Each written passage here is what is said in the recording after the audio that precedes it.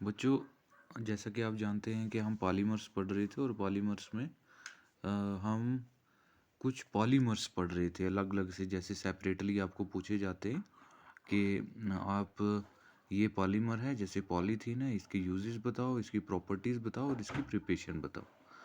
ऐसे ही पहला हमने पॉलीथीन पढ़ा था क्लास में ऑफलाइन, लेकिन आज हम जो दूसरा पॉलीमर है दैट इज़ पॉलीस्टाइरीन।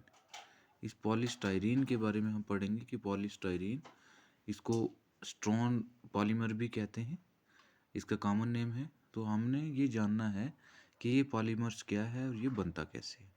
तो जैसे पॉलीथीन हमने पढ़ा था कि पॉलीथीन एक पॉलीमर है जिसके अंदर मोनोमर कौन से थे, इथीन, ये वाले हमने ये देखे थे, CH2 double bond CH2 ethene था एन टाइम्स, और इससे जो था ये मोनोमर्स थे, ये जुड़ के पॉलीमर बना रहे थे, दैट वाज पॉलीथीन।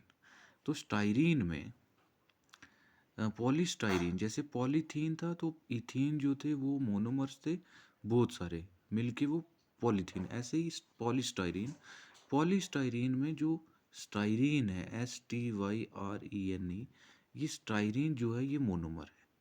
ये स्टाइरीन हम ऑलरेडी पढ़ चुके हैं, इसका क्या स्ट्रक्चर होता है, ये वाला स्ट्रक्चर है, ये बेंजीन रिंग होती है, यहाँ पे CH डबल बॉन्ड CH2, ये ब्यूना एन में मैंने आपको इसका स्ट्रक्चर बताया था, CH2 है ये।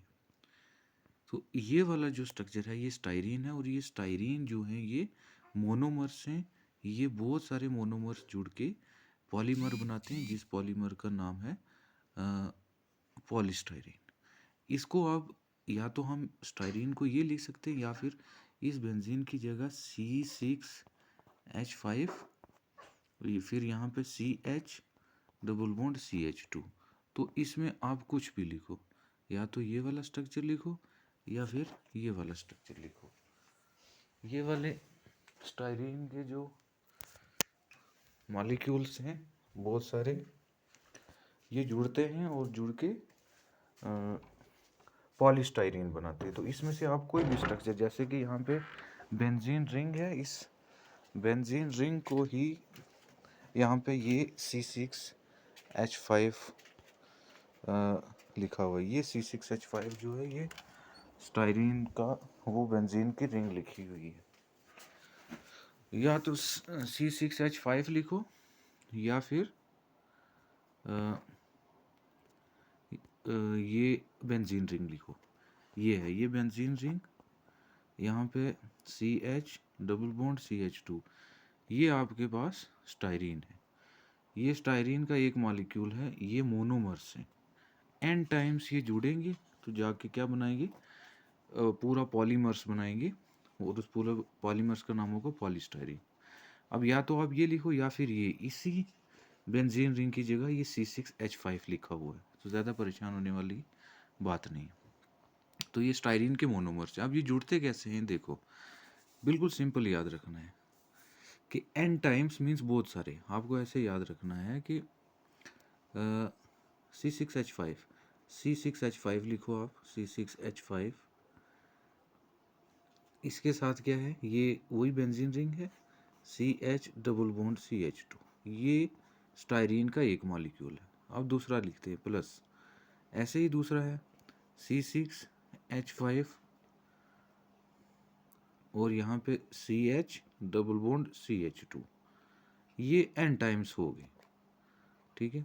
अब जब ऐड होते हैं तो मैंने क्या बताया, ये एक मॉलिक्यूल है, ये दूसरा है, तो डबल बॉन्ड शिफ्ट करेंगे, ये वाला डबल बॉन्ड आगे शिफ्ट करेगा, आगे कहाँ शिफ्ट करेगा, आगे ये वाला कार्बन है इस कार्बन के साथ, और ये वाला आगे शिफ्ट करेगा।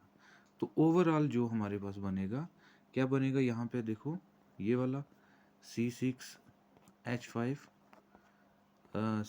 फिर क्या है CH डबल बॉन्ड की जगह क्या आगे सिंगल बॉन्ड, आगे क्या है CH2, आगे ये वाला डबल बॉन्ड आगे शिफ्ट किया तो सिंगल बॉन्ड, आगे कौन सा कार्बन है, ये वाला CH, और आगे ये डबल बॉन्ड की जगह ये सिंगल बॉन्ड, फिर CH2, और यहाँ पे क्या है C6H5। तो ये n टाइम्स हो गया। ऐसे क्या है कि ये एक मॉलिक्यूल दूसरे मॉलिक्यूल के साथ जुड़ रहा है सिर्फ ये वाले डबल बॉन्ड जो हैं वो सिंगल में कन्वर्ट हो रहे हैं। क्यों? क्योंकि डबल बॉन्ड आगे जाके नेक्स्ट से बॉन्ड बना रहा है। तो ये वाले जो स्टायरीन के मॉलिक्यूल्स जुड़ के ये बनाए, ये पॉलीस्टायरीन है। तो यहीं पे रिएक्शन में भी यही लिखा हुआ है, जैसे कि ये वाली रिएक्शन है, यहाँ n टाइम्स C6H5 ये स्टायरीन का एक मॉलिक्यूल है, in the presence of benzyl peroxide, ये क्या है, कैटलिस्ट है। तो ये वाला डबल बॉन्ड, ये यहाँ पे एक लिखा हुआ है n टाइम्स, तो आपने समझ जाना है कि इसमें दूसरा ऐड हो रहा है, तो ये वाला डबल बॉन्ड आगे शिफ्ट हो रहा है। आगे ऐसा ही दूसरा मॉलिक्यूल होगा, तो ये वाला आ गया, देखो ये CH, ये वाला डबल बॉन्ड की जगह ये सिंगल बॉन्ड, यहाँ पे CH2, ये CH2, ये वाला डबल बॉन्ड जो आगे शिफ्ट किया वो ये वाला सिंगल बॉन्ड है। इसके पीछे भी बॉन्ड, आगे भी बॉन्ड, इसको हमने n टाइम्स लिखा, ये बन गया आपका पॉलीस्टायरीन। सिमिलरली जैसे पॉलीथीन में हो रहा था वैसे ही है।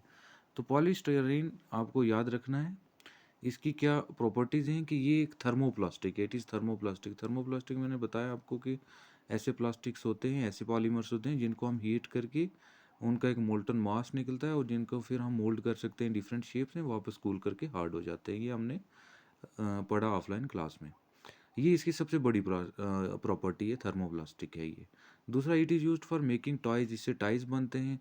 रेडियो एंड टीवी कैबिनेट्स के, रेडियो और टीवी के जो पार्ट्स होते हैं वो हमेशा पॉलीस्टायरीन से बने होते हैं। तो ये आपको याद रखना बड़ी इंपॉर्टेंट चीज़ है। सिमिलरली पॉलीथीन के बाद हमने पॉलीस्टायरीन पढ़ा, ऐसे ही पॉलीविनाइल क्लोराइड जिसको पीवीसी कहते हैं। पीवीसी आप देखते हैं कि आजकल के जो मॉडर्न मैट्स वगैरह जो आते हैं वो पॉलीमर्स के बने होते हैं, वो पीवीसी है। P means poly, V means vinyl और सी मीन्स क्लोराइड।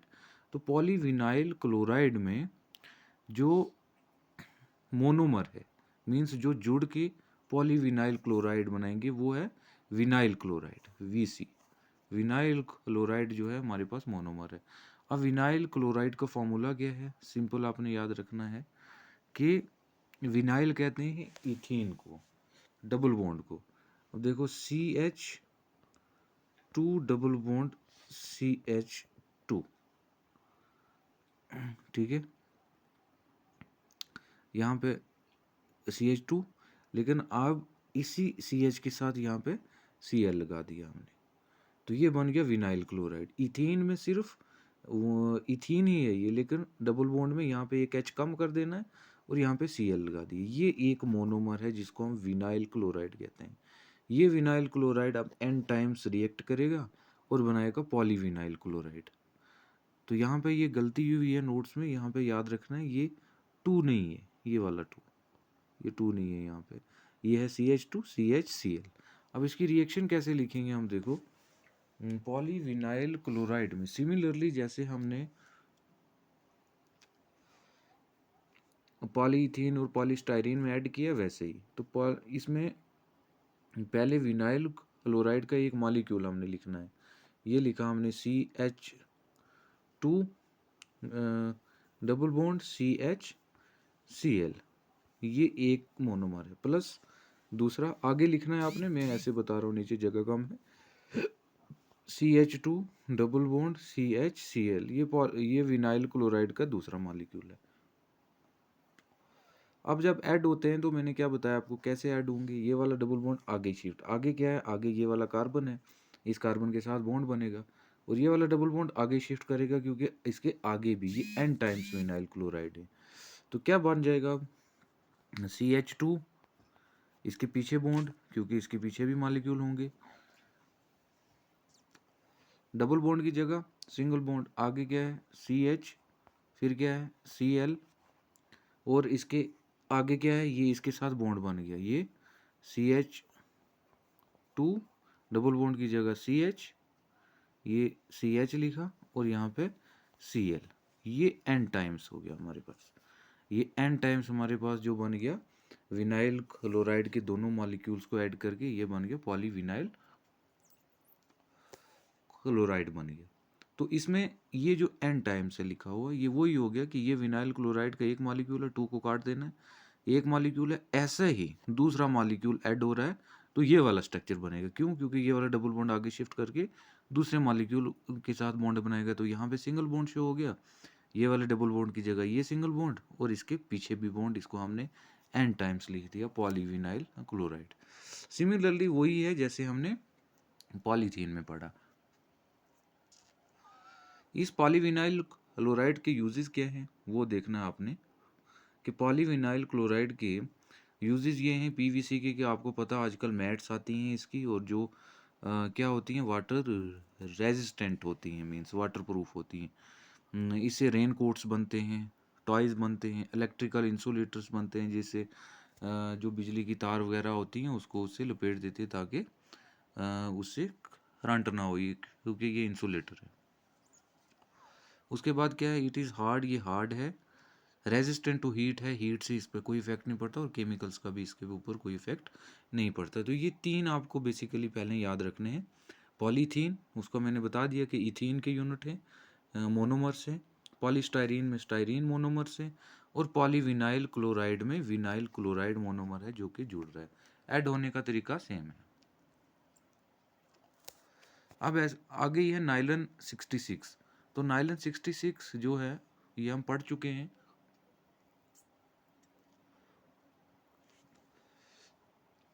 इसमें जब हमने कंडेंसेशन पॉलीमर्स पढ़ा था, तो कंडेंसेशन पॉलीमर्स की रिएक्शन में हमने पढ़ा था इसकी प्रिपरेशन के बारे में। तो ये वही सेम रिएक्शन है यहाँ पे नाइलन 66 की प्रिपरेशन में, आपने वही लिखना है, सेम रिएक्शन वही लिखनी है आपने, कि वहाँ पे मैंने आपको बताया था, सॉरी, कोपॉलीमर्स में कि यहाँ पे ये एक मॉलिक्यूल है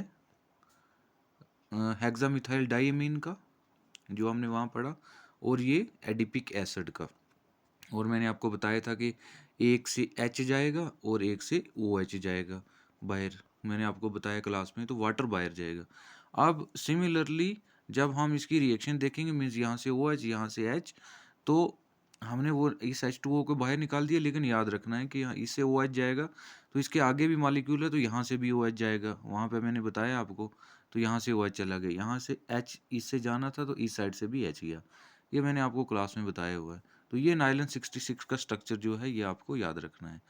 उसके बाद ये नाइलन 66 जो है इनको पॉलीइमाइड्स भी कहते हैं, तो आपको अगर एग्जाम में पॉलीइमाइड्स पूछा जाए तो आपको नाइलन 66 की ही एग्जांपल देनी है। एमाइड्स क्यों? क्योंकि इसमें जो ग्रुप है वो NH2 है, तो इनको बहुत सारे NH2 ग्रुप है, इसलिए हम इसे पॉलीएमाइड्स कहते हैं। हमने एमाइड्स में पढ़ा कि NH2 ग्रुप जो है वो एमाइड होता है, इसलिए हम इन्हें पॉलीएमाइड्स कहते हैं। तो पॉलीएमाइड, इसको नाइलन 66 क्यों कहते हैं? पॉलीएमाइड्स का पता चल गया। Polyamides are identified by number, क्यों उनको हम नंबर से आइडेंटिफाई करते हैं? These number refer to the number of carbon atoms in diamine and dibasic acid, कि ये जो नंबर यहाँ पे दिया होता है, जैसे 66 है, तो ये नंबर ये दिया होता है कि वहाँ पे जैसे हेक्सामिथाइल डाइअमीन एक मोनोमर और दूसरा एडिपिक एसिड दूसरे मोनोमर में कितने कितने कार्बन। तो इस अबोव केस में ये बात कर रहा है कि ये जो एसिड है इसमें भी 6 कार्बन है। देखो 4 यहाँ आगे, ये CH2 4 हो गया, 4 कार्बन यहाँ आगे, 5 और 6, ठीक है। तो 6 आगे इसमें एडिपिक एसिड में, तो वहाँ पे लिखा हुआ कि एक मोनोमर में 6 कार्बन है, और दूसरे हेक्सामिथाइल डाइअमीन में देखो 4 यहाँ पे आगे, नहीं 6 यहाँ पे आगे, क्योंकि CH2 6 है यहाँ पे, CH2 6 है, तो ये 6 कार्बन आ गए यहाँ पे, 6 कार्बन आ गए ना। तो यहाँ पे कितने, यहाँ पे CH2 4 है, 4 कार्बन यहाँ पे, एक कार्बन ये 5 और एक कार्बन ये 6 CO वाला, तो इसमें भी 6 आ गए, इसमें भी 6 आ गए, तो इसलिए हम इसको क्या कहते हैं, नाइलन 66। तो इनको हम पॉलीइमाइड्स भी कहते हैं, क्योंकि हेक्सामिथाइल डाइअमीन में पॉलीइमाइड्स होता है, एमाइड ग्रुप्स होते हैं। इसके यूजेस क्या है नाइलन 66 के, कि ये एक लीनियर पॉलीमर है, बताया आपको लीनियर पॉलीमर क्या होता है, कि जिसमें मोनोमेरिक चेन जो है वो ऐसे लीनियर फॉर्म में होती हैं, और इनकी स्ट्रेंथ जो होती है वो ज़्यादा होती है, क्योंकि लीनियर पॉलीमर क्लोजली पैक्ड होते हैं। It shows good resistance to abrasion, abrasion होता है कि जब हम उसको कट करते हैं तो इतना आसानी से नहीं ये काटने होते, अब्रेशन मीन्स रेजिस्टेंस शो करते हैं। फिर ये कहता है कि nylon 66 is usually fabricated into sheets, कि इसकी शीट्स भी बनते हैं, और जो ब्रश होते हैं, कोई भी ब्रश जैसे पेंट करने वाला ब्रश हो गया, दूसरा हो गया, तो उसके जो ब्रश के आगे वो थ्रेड लाइक बने होते हैं साफ़ करने के लिए, उनको हम ब्रिस्टल्स कहते हैं, उसके धागे जो होते हैं। और फिर ये टेक्सटाइल कपड़े की इंडस्ट्री में भी यूज़ होता है। तो ब्रिस्टल्स फॉर ब्रश मतलब जैसे आपके कपड़े धोने वाला ब्रश हो गया, उसके जो आगे धागे बने होते हैं वो भी नायलन के होते हैं, नायलन 6 के। और फिर दूसरा ये है कि जो हमारी बहुत सारी सैंडल्स वगैरह चप्पल्स वगैरह भी होती हैं जो वो भी बनी होती हैं। ऐसे ही नेक्स्ट पॉलीमर है ब्यूना एन। तो ब्यूना एन भी इसकी प्रिपरेशन हमने पढ़ी हुई है कोपॉलीमराइजेशन में, कि इसमें दो मोनोमर्स हैं। एक हो गया ब्यूटा 1,3-डाइईन, ये हमने पढ़ा था वहाँ पे। और दूसरा एक्राइलोनाइट्राइल। जैसे ब्यूना एस पढ़ा था ऐसे ही ब्यूना एन है। ब्यूना एस में क्या था, 1,3-ब्यूटाडाइईन था, याद रखना है। और यहाँ पे स्टाइरीन था, इसलिए हमने उसको क्या कहा था, ब्यूना एस। यहाँ पे स्टाइरीन का मोनोमर था। लेकिन यहाँ पे ब्यूना एन में वही एक मोनोमर, वही ब्यूना एस वाला है, वो 1,3-ब्यूटाडाइईन है। और दूसरा एन मीन्स नाइट्राइल, ये एक्राइलोनाइट्राइल का फार्मूला है। CH double bond CH2CN, styrene की जगह क्या है, एक्राइलोनाइट्राइल है, इसलिए हम इसको नाइट्राइल की वजह से ब्यूना एन कहते हैं। अब ये दोनों मोनोमर्स जैसे स्टाइरीन में ऐड हो रहे थे, ये वाला डबल बॉन्ड आगे शिफ्ट हुआ, ये वाला डबल बॉन्ड आगे शिफ्ट हुआ, इस कार्बन के साथ बॉन्ड बनाएगा, और ये वाला डबल बॉन्ड आगे शिफ्ट होगा, उसके साथ बॉन्ड बनाएगा। तो रिजल्टेंट क्या आएगा, ये वाला CH2, ये सेम CH2, इस डबल बॉन्ड की जगह ये वाला सिंगल बॉन्ड, यहाँ पे सिंगल था तो क्या आ गया, डबल आ गया। यहाँ पे CH है, CH है, यहाँ पे डबल बॉन्ड था तो यहाँ पे सिंगल आ गया। ये वाला आगे शिफ्ट हुआ तो इस कार्बन के साथ सिंगल बॉन्ड, ये वाला डबल बॉन्ड खत्म हुआ और आगे गया।